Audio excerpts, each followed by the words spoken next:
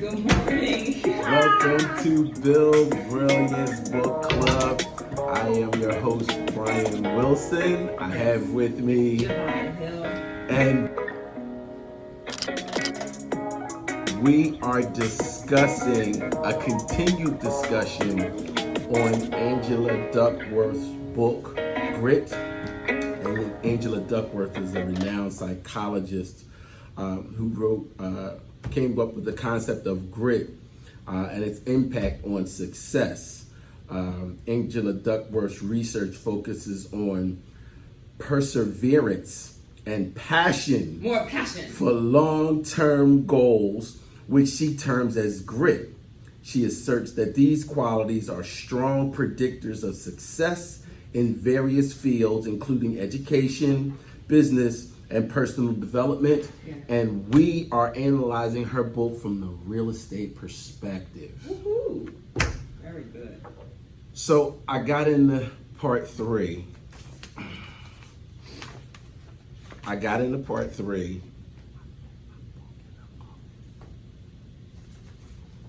And in part three of Grit. What you want to do about that? Nothing, or keep it moving? Keep it pushing.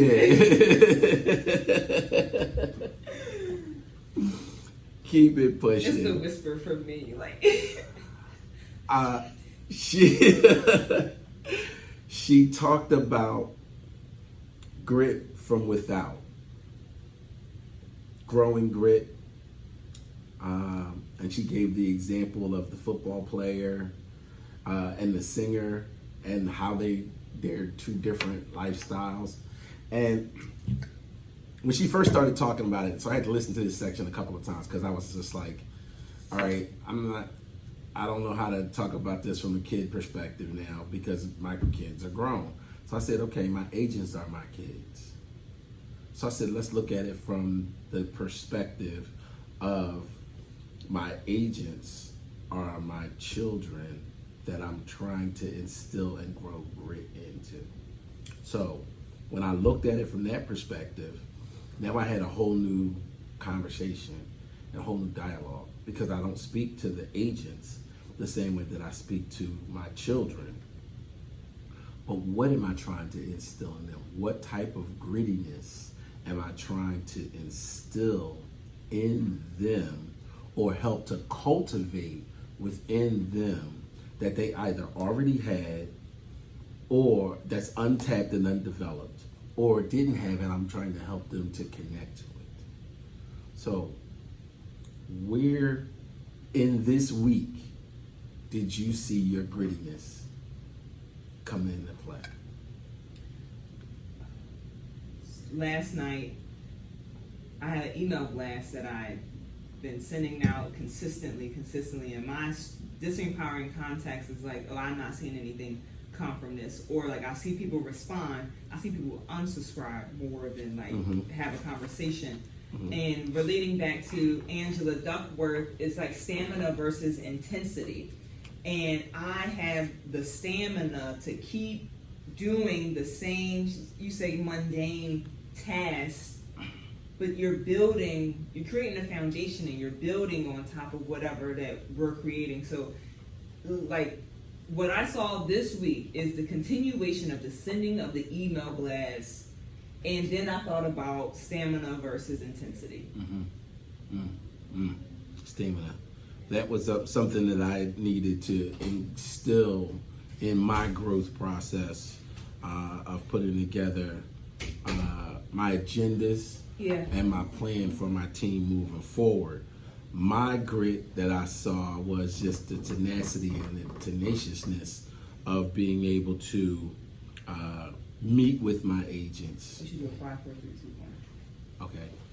5. Morning. Good morning. Pause it. Okay.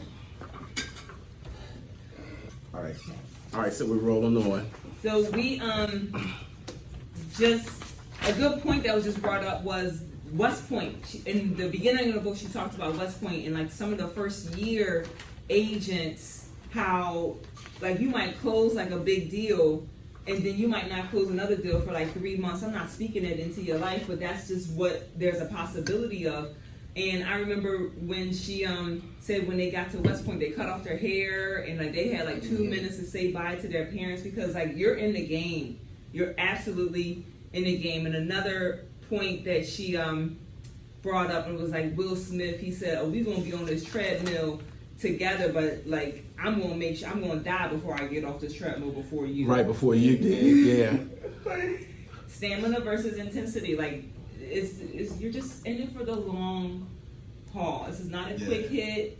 You see those stuff that you can make 20,000 in 2 minutes. It's like like you're so incentivized by it, you're so encouraged, but like, what's the possibility?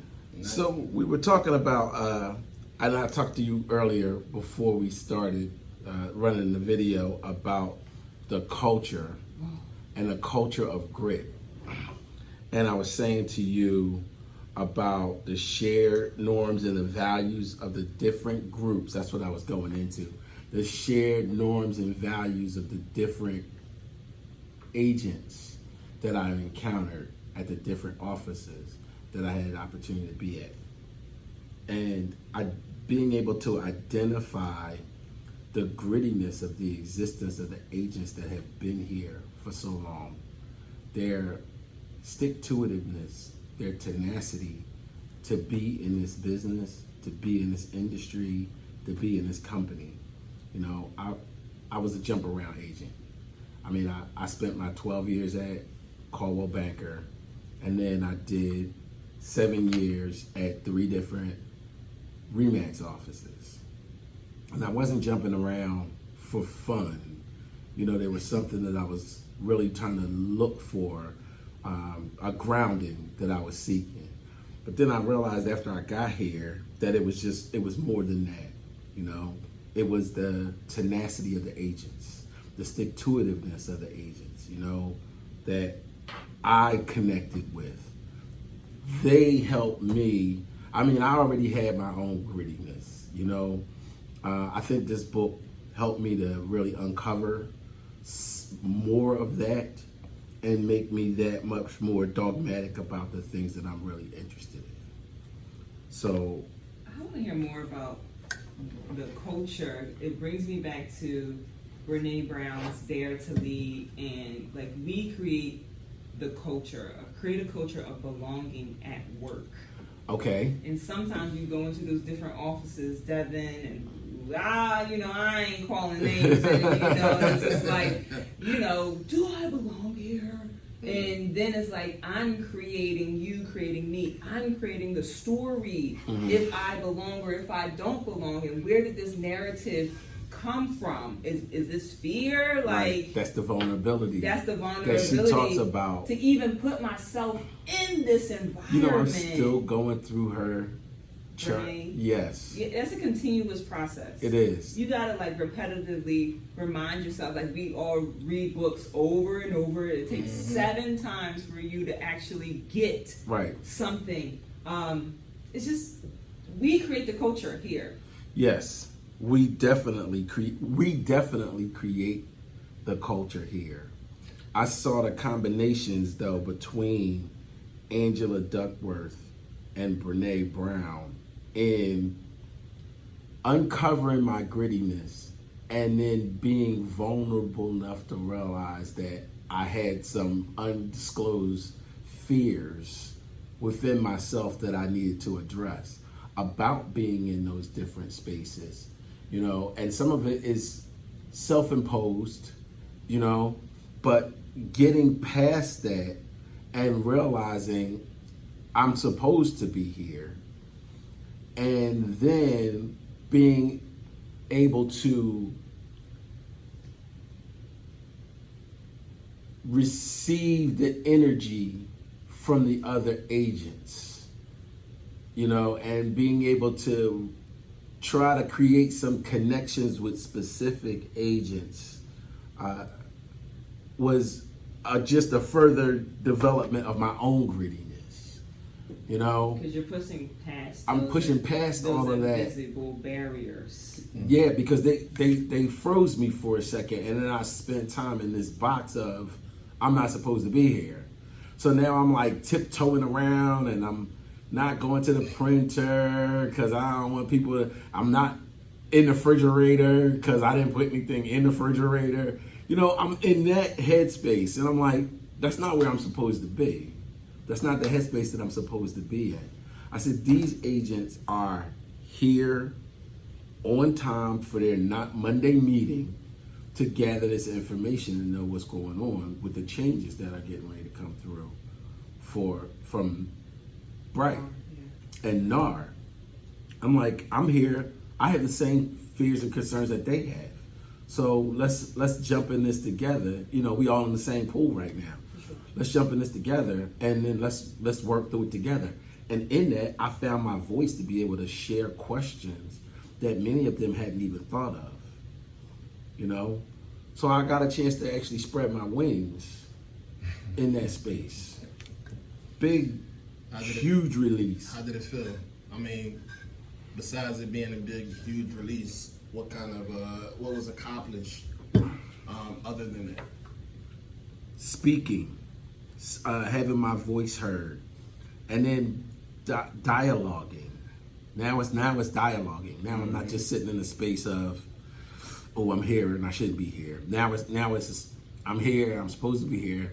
And now I got people coming to me like, oh, who are you? Where'd you come from? Okay. So establishing your presence. Easily. Yeah, it's very important to establish your presence. I mean, if your presence is equivalent to your absence, that's no good. There's no benefit of that whatsoever. So making sure that your presence dominates your absence is a very important factor.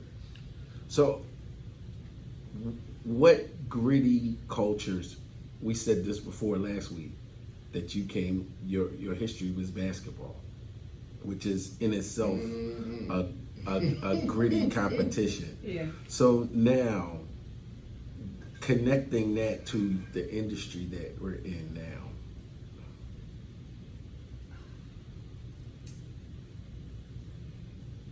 I can tell you what came to my head, and I'm like, oh, I don't like that story, you know. But I think of like, oh, it's the fourth quarter and we're down 10, and like that's like every day. Your fourth quarter, you're down 10. But then my other side was like, I don't want that to be the story, you know. But I feel like if you're down 10, you focused, you watching the clock. Every decision matters, and if you up 10, you might get a little lackadaisical because we got the lead, but to me, like, you know, you look at the quarters and like, you know, the tax quarters, and that's how you play the game. Whoever starts the third quarter in basketball is kind of like the determination of how you're going to finish. Like after you come out of that halftime, whoever like comes like with a fighting spirit, I think that really determines that. And we're in the third quarter, like how you fighting, like what's your story? Like you in halftime, but like you want to come out, how you playing? So how are you sharing that? How are you helping your agents connect to that? So right now I'm thinking like we had that photo shoot and stuff, and the art house, and you went to they sent another one, so I got my team to do it this Friday. They sent another one, so we're gonna do that. And then I was thinking this is for the fall. This is where the summer is over. Like we're prepping for the fall market, July, August. Like I get it, we're not even in those months, but those months are over. So how we going to play the fourth quarter? That's what's the image that we're portraying for the fourth quarter? That's what we're stepping into in June, because we're thinking 5 steps ahead. Like who do I look like in October, November, December? Who am I? We're 6 months away from 2025. Like what am I creating? Because this year is over. I'm grinding, preparing my agents in the same mindset for next year, getting their GPAR dues out of the way early. Oh, what? Like, yeah. Yeah, this July. Yeah, we're gonna start sending that bill out like next month. For sure, for sure. Getting the E&O out the way, getting prepared for that. Because that's atomic habits. Because and like even in continuing education, we can be complete with our continuing education now. But we all, I chopped you on this. Always, we typically play the game of, I'm going to wait until later to do our continuing education, when that's an atomic habit. Like, you've been being that person for X amount of years when you could get it done now. Mm-hmm. Yeah, when you can get it done now. You can. Digging in now, we just had our 3-hour breakthrough where we focused on our initial buyer consultation. Mm-hmm. And I'm really grinding down on them the importance of sharing as much, making our presentation as impactful as possible. Like, I focus on 45 minutes to an hour. You know, in that 45 minutes to an hour, these are the things that you have to be able to explain and get through within that time frame. You know, even when we get to settlement, it's the 45-minute close. It's a process. Everything happens within that time frame. In order for it to happen, these are all of the little pieces that you've got to touch before you get into this room with a clerk, the listing agent, the seller, your client. Do you know what I mean? So I'm helping them, first of all, connect to where they came from, the industries that they came from, because it's the easiest thing for them to be able to relate to. Even getting into real estate, getting their license, and that entire process that they went through, you know, that was like boot camp, you know, to get to here. And now you're here, so now what are you prepared to do? You know, what are you prepared to do? When? Now. Yeah. Now. What are you prepared to do now? So making the connections, exposing them to not just their internal fears of, oh, I can't do this, or I don't know how to do that, or I don't know how to have this type of conversation. Getting them beyond that, opening their eyes to the external factors that are taking place in our industry, which is a consistent change. Every year there's something new that we've got to face or deal with. We've got elections coming up. Who knows how the agreement of sale is getting ready to change? It's getting ready to change now. So how do you prepare for that? How do you reintroduce new documents, additional documents to sign? How do you establish and create your value to your client? Those are the new conversations that I'm having in the culture of grit right now. More so is it such an inner game, because whatever changes that are going to come any way, you know that you can handle whatever's going to come to you. She didn't talk to me. You have to. She didn't talk so much about. I mean, I think it's all inner, and I just think it's mostly inner. So, all right, so did you do the grit scale? No. Okay. Like the 25 things? Yes. No. I did the grit scale. I love that. I did the grit scale, and my grittiness was, out of 10, I was a 5.4. I was a 5.4. When you saw that, like, what you think? I didn't, I went back to Brene about what did she call I went back to Brene and I looked at my vulnerability. I figured that. Did you, like, when you saw it, like, were you like, oh man, or were you just like, oh, neutral about it? Like, oh, okay, that's just what's up. I looked at it from a perspective of, okay, this is where my grittiness scale is right now. So, what have I not done? What work do I need to do? Because I know I have it. You know, I know I have it. I know I have it.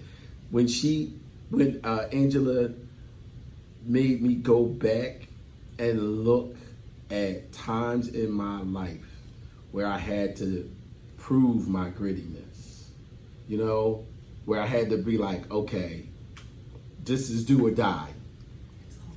I don't want to live in that space though. That's like a survivor space.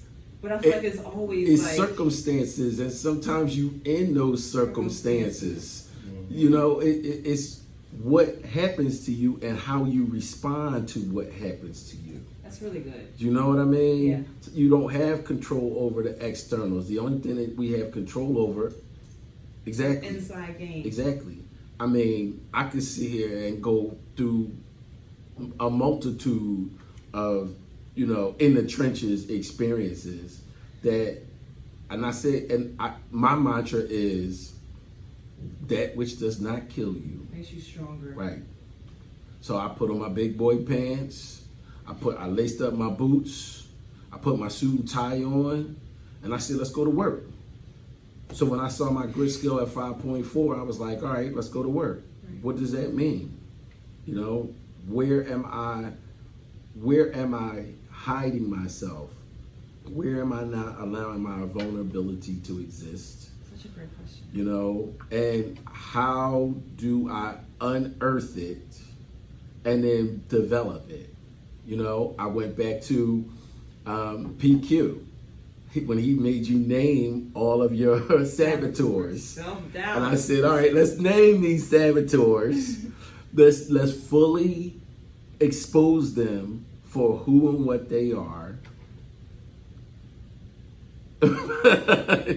What? I was gonna let you finish. Who and what they are, put them in their proper perspective, and then utilize their energy to fuel the new direction. Like, who do I want to be? Becoming friends with your dark passenger. That's my man. That's That's my man. You gotta be such good friends with your saboteur, and just be like, yo, I see you. Right. I'm not making you wrong. Not today, Satan. Right. But you know, like, This is the critical path that we're going on right here. And just you are okay. We're okay. She asked the question, is grit the same as self-control or conscientiousness?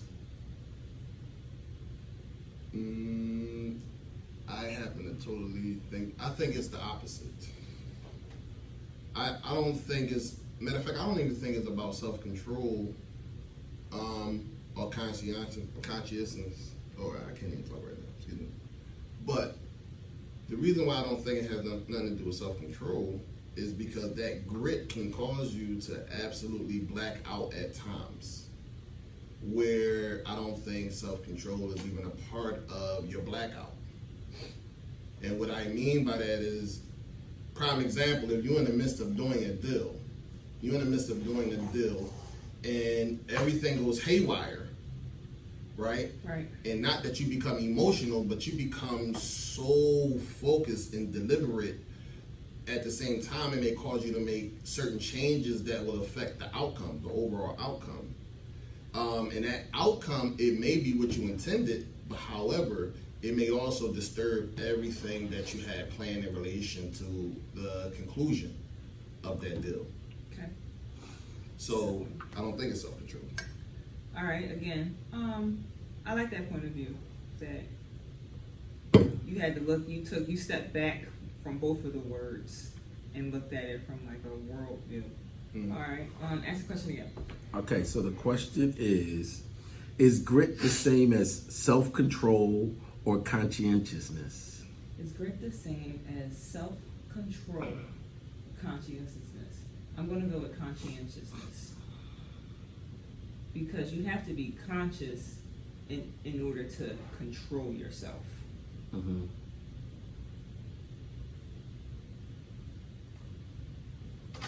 I'm complete. Okay. I looked at it from a standpoint of self-control, because my grittiness only comes out when there's adversity. When there's something like the issue that goes wrong with the deal, and my client is calling me up on the phone freaking out, the first thing I do is I don't answer the phone. I let it go to voicemail. Because I don't want to be in the same emotional state about the situation as my client is in. Yeah. So that's controlling myself. And you were conscious enough to know that they might need to take a beat. They might need to bring it because down. they gonna vent on you, and I might not have the capacity to take that on right now. Right. You just tried to pull me out my space right now. So I'm controlling this. I'm running this deal, and this is the cockiness of B.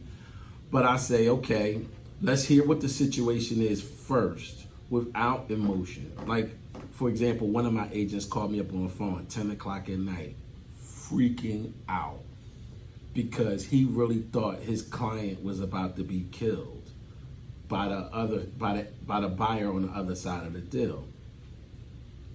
And I mean, to the point where he had me in a conference call with the client's son, and it was like Chicken Little. He was freaking out, and I'm texting him like, "You need to calm down. We're gonna take this conversation out of the group, and it'll just be you and I." So I calmed them down. I separated the parties, and now I was able to do one-on-one.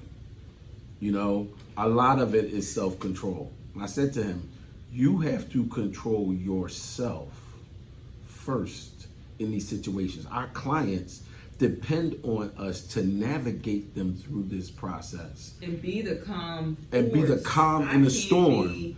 I can't be Chicken Little. Yeah. We all can't be Chicken Little. Right. We all can't be Chicken Little. I'll give you grace if you want to be Chicken Little, because you might have been holding that in, and that was some stuff you need to let out. Yeah, when a reply to inspection comes and the appraiser asks for something, well, why they asking me to do this? And it's like, oh, why they asking me to do this? And I'm like, all right, they asked you to do this. Just take a beat. Like, who else are they asking to do this? What does that matter? What is this? It's irrelevant. I'm not going to do a whole spreadsheet about how many times an FHA appraiser asked to do chip paint. Like, I'm not going to. That's what they actually do. So let's just deal with what's so on June 25th. Right. Let's just deal with here. I'm not going to do a spreadsheet what happened in 1984. Right. So I think that story just now defined the difference or the reality that all three of them, although all three of them may be connected, neither one of them are quite similar in totality. And I think, because a person can have grit but not have self-control or conscientiousness. And a person can have conscientiousness but not have self-control but may have grit. I think you have to be conscious. You are conscious you of have what to you're be conscious. saying. Mm-hmm. It's not like you're in a coma. Mm-hmm. We're not walking around oblivious here. Yeah. Absolutely. Right. But sometimes people can like black out, like if you get into a fight or something, you lose your mind. Right. Like you might become unconscious in that point, but at a certain point you knew that you were getting into the fight, and then your dark passengers just like took over. I was about to say that. You gave up control, and you also, everything else that followed. But I'm just simply acknowledging that, like in this situation, the person was conscious, but they didn't maintain self-control, nor did they have any grit. Mm-hmm. To order to keep that and keep yourself in check. Right. But yet they were very conscious of the problem and what was going on, Yeah, and I think that was more so ego-driven. Just the characteristic of one of their egos just kind of like taking control. So for me, everything started with self-control. What was the last book? What was the other book that we read about? I was thinking ego is the enemy. But I don't think that's what you're talking about. No, it's not. It was another book that we read that really forced me to focus on controlling yourself first before anything else. I really keep thinking it's PQ. I think it's positive intelligence. Yeah. I really believe it was positive intelligence. Every time you talk about that, you go back to positive. Because when you went into the new office, there was a narrative. Like, it was your inner person. Oh, what are these people? They looking at me like I don't belong here. Right. And they like, he at the printer. How he get a code? How you get a damn code? Right. You know how to use the printer? But all of that stuff was happening inside of you. That was just me. But you could have been like, you could have also thought, these people want me here. And if you thought that thought, you might have calmed down a little bit a little bit like, oh, they want me here, they know me, like they're so excited. It's a story that we're telling They love ourselves, B. but like They love B. Who doesn't we're love telling B? ourselves stories all day long. Who doesn't love B? That's my story. Who doesn't love B? And it's funny because the more I talk to them, the more I allowed myself to dialogue with them, the more comfortable and at peace I got with myself to just be smooth B. I'm in a space of like, I like that. And it's you're projecting yourself in like those holiday parties, and when you go into different offices, you have to like give of yourself and like make them feel comfortable. And I just feel like I'm in a space conscientiously of like, I don't really feel like giving. And you go into the holiday party, you gotta mingle, you gotta ask the questions, you gotta listen, you gotta make sure that they know who I am. I'm projecting. Well, that's the so Grand much. Vizier. Yeah, but I don't always want to do You that. have to Like, be the Grand Vizier. here. You have to be the Grand you Vizier. have to be the Grand Vizier if you're in those spaces. But if Yes. you choose not to be in those spaces, like I don't have to like bring that forth. It's such an Right. energy to like Right. bring forth, and I can do it with Right. ease and grace. I'm a powerful Right. person, Right. and I don't feel like it. I understand that. I understand that. Sometimes I have to make myself be. I have to Just make myself. be. I have to put on that suit of armor when I know I don't want to be, and I cover up and silence all the I don't want to be, I don't want to do. I remember one time I was getting dressed to go to an event that I didn't want to go to. And every article of clothing I went to put on, I could hear my voice saying, I don't even want to put these socks on. I don't want to put these shoes on. Maybe these shoes don't fit. I think the rope, the string on the lace is getting ready to break. The button came off my jacket.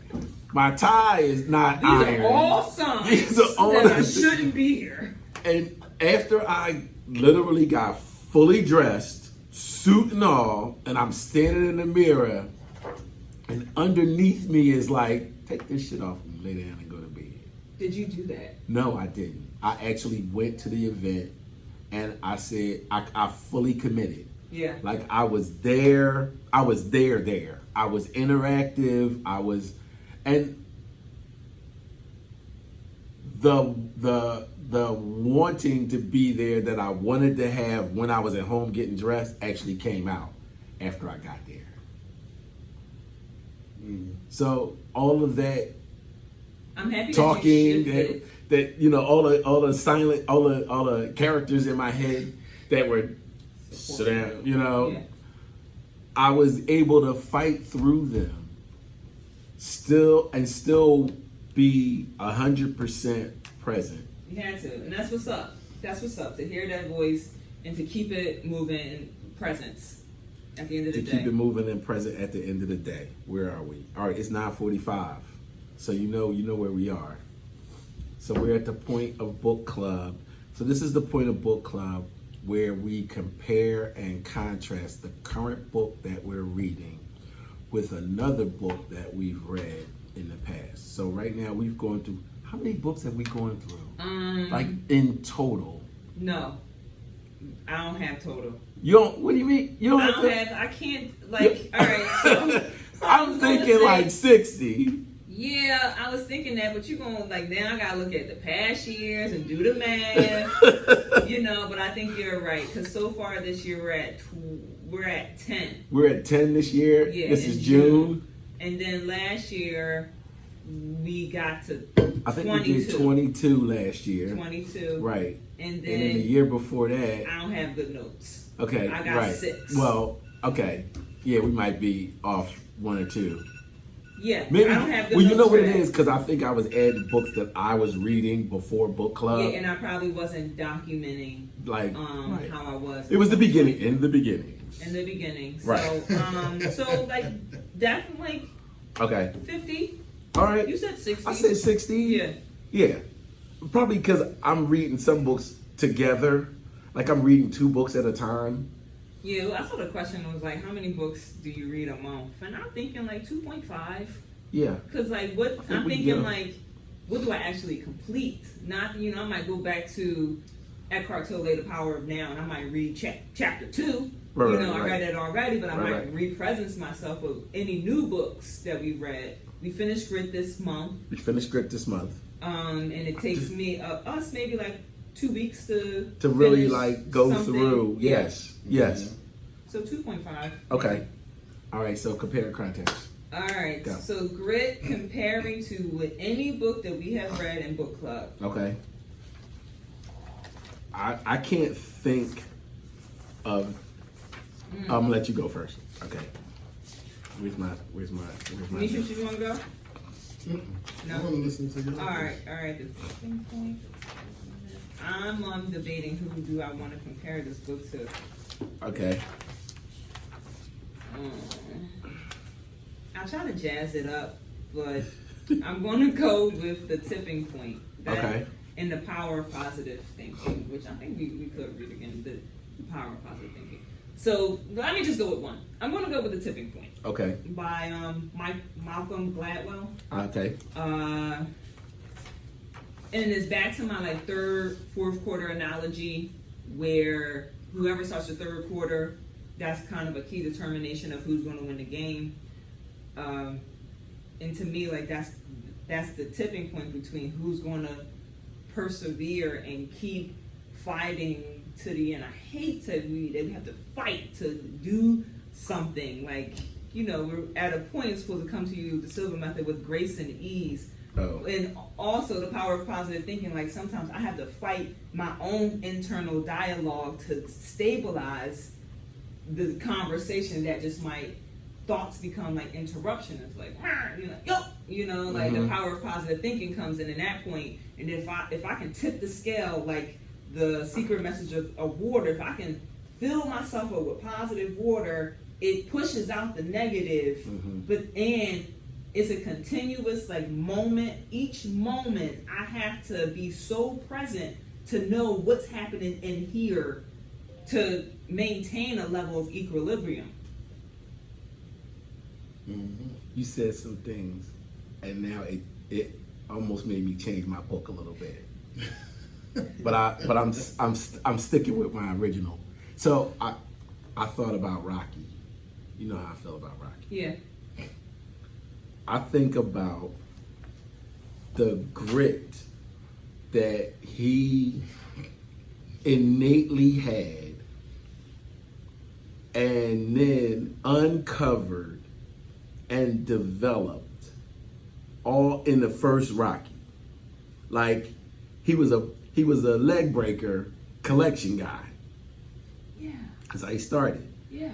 And then he was like a part-time boxer. And then he gets the call to spar with the champion of the world. Yeah. And he's like, okay, it's some things I gotta change. So he stopped smoking, because remember he was smoking cigarettes. He would get up at 5 a.m. He cracked the eggs. Remember the 7 eggs he would crack? Yeah. And drink the eggs. Yeah. And then he would go for a run. And then he would push himself through the entire process to be able to get in the ring.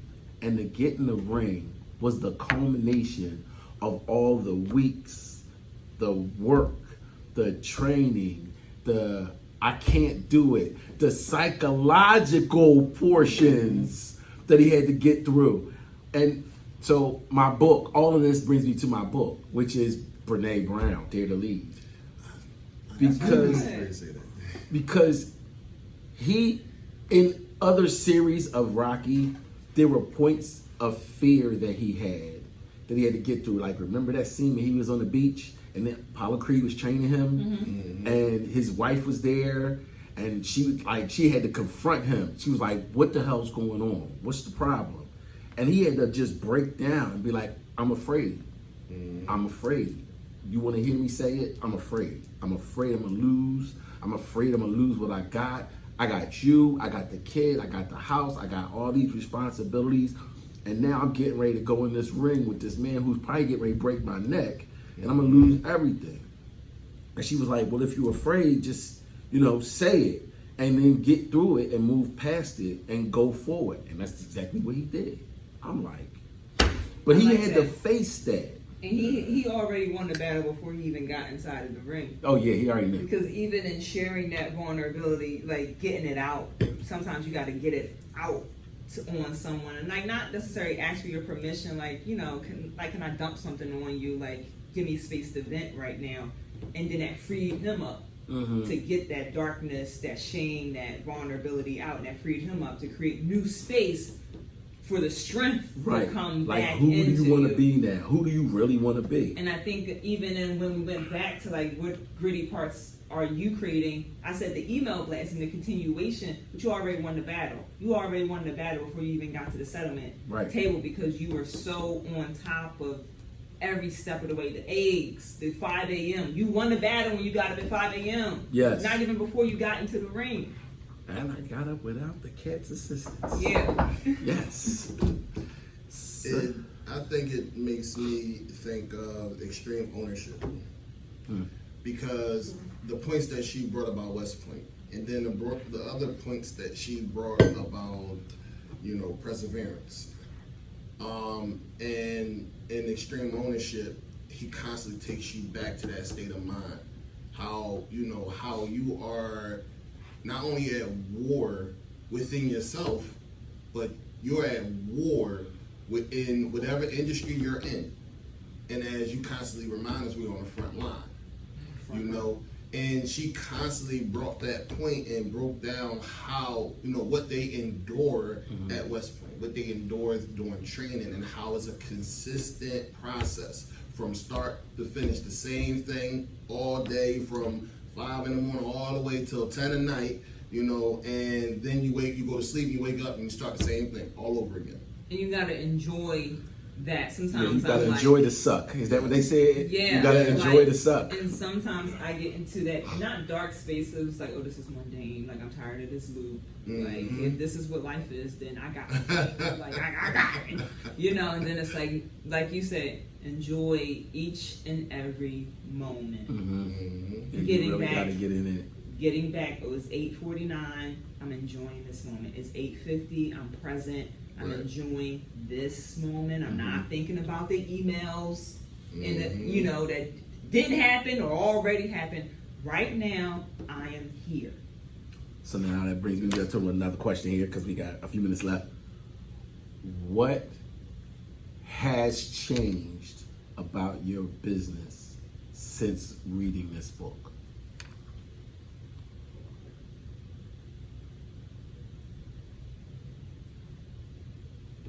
Dead air. So just spit it out. I think the how I show up. We went around. We discussed I don't know, Michelangelo. You get a pack of marble. David is in there. You gotta keep. Oh chopping, yeah, you gotta keep chopping away. Chopping. Yeah, I remember that. Sorry. What I ask the question again.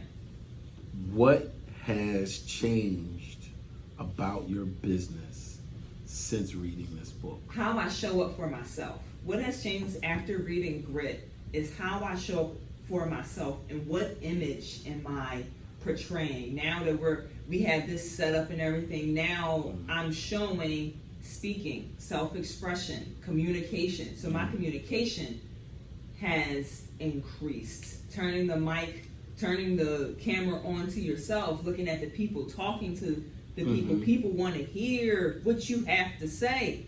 So what's changed is now that we created this new structure, I'm communicating on a different level, whereas 2024, 3, 2, 6, 4 months ago, last month, I wouldn't have had this content. I wouldn't have been this person. Right. Now, Grit, 3 sessions in, we're working through it. we're chopping what works, what doesn't work, but you have to go through the experience to feel like, to notice this worked. Okay, this didn't work. Okay, this is what we're going to tweak. And I guess grit was going to happen. And I guess at this moment is the perfect time that now we're showing face, we're communicating on not a different level. You're just, you're communicating. This is a different level for me. For sure, I got that. This. And I don't know if it was necessarily because of grit. It's just at this moment in this time, with the office offering us what we have now, lights, camera, action. Right. Now we're a new person. Okay. For me, it's being on camera. Because this is, Yeah. It took a minute to even get comfortable. And you uncovered a part of yourself that was already there. It was already there in you. But I said, I don't know why these two authors because you gotta be have vulnerable. Affected me. You have to be vulnerable because you're gonna make mistakes. Right. And you're gonna do it live. Right. You're gonna do it live. And my mindset was burn the ships. It's not about you. Right. We here. Yeah. This is the land that we on. Burn the ships and keep it pushing. There is no exit. There is no plan B. Right. So I'm 10 toes down. I'm 10 here. toes down. What's up? Right. Plus, with that mindset of having thick skin will put you in the mindset of the man still, And so when we read, as we read from Renee Brown, that vulnerability is actually an asset versus a liability. First with yourself. Exactly. So she Discovering puts you in that. Yes, she puts you in that. She puts you in that mindset because in your work life and in your personal life, if you're not vulnerable, as you just mentioned, Rocky, that was his personal life more so than his his work life. But however, that vulnerability, it basically helped him elevate his mindset so that he can accomplish and be successful in both areas. I love that. So this brings to a close our review of Angela Duckworth's book, Grit. And thank you all for your participation, feedback, and insight. So, you know where we're going next, right? No. The next book that we're reading is Psycho-Cybernetics. Psycho-Cybernetics. I can't wait. I am so excited. I started reading it already. I read it. I'm like chapter 5 in right now. I'm so excited. That's okay. That's okay. Like I said, like earlier, you got to read stuff like multiple times to let it sink in. And I went through it. I read it I think 3-4 years ago, and I need to read it again. Yes. I need to I told you I read it, and I read up to chapter 2, and chapter 2 said stop reading it. And I was like, so you listen to it. I said, okay, stop reading. Because the mental part, and it's like you gotta combine what's your winning formula, combine how you feel when you close that first deal to a future thing that you want to happen, and feel it now. You so excited, and then that calls forth the energy. I really want to go back. So thank you. Yes. Oh my you God. Brought it up. I've been you saying brought it up. You brought it up. You brought it up. So I appreciate you for bringing it up. Thank you very much. Yeah. See you guys next week. 5, 4, 3, 2.